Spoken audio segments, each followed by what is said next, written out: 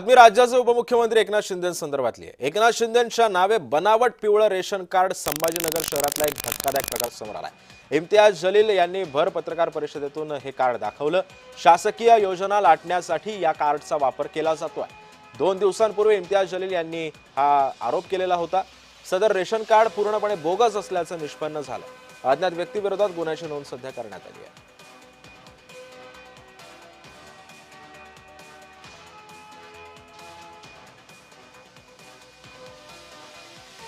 आणि या संदर्भामध्ये अधिक माहिती जाणून घेऊयात। माझा सहकारी विजय चिडे सध्या आपल्या सोबत आहे।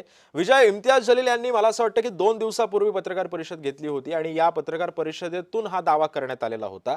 एकनाथ शिंदेंच्या नावे हे रेशन कार्ड काढलं जाते, हा नेमका कोण होता आणि सध्या त्याच्यावरती काय कारवाई करण्यात आलेली आहे?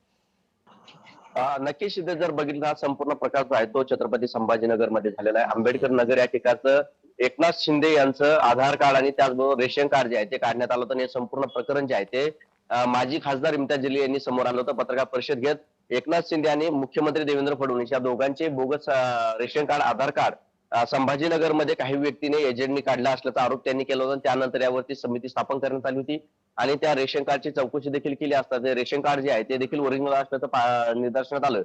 त्यानंतर आता या समितीने संबंधित अधिकाऱ्यावरती एक जणांवरती गुन्हा देखील दाखल केलेला आहे आणि त्याचबरोबर जर बघितलं तर हे कृत्य नेमकी कोणत्या व्यक्तीने केलं हे अद्यापही समोर आलं नाही। त्यामुळे आता पोलीस जे आहे ते याचा शोध घेत आहेत आणि घरकुल योजना जी आहे त्या लाटण्यासाठी हे संपूर्ण प्रकरण केलं असल्याचं समोर आलेलं आहे।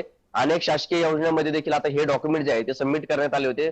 विशेष म्हणजे घरकुल योजनेमध्ये देखील या दोघांच्या नावाने जे आहे ते डॉक्युमेंट सबमिट करण्यात आले होते। त्यानंतर हे इम्तियाज जलील यांनी संपूर्ण भांडाफोड जो आहे तो केलेला आहे।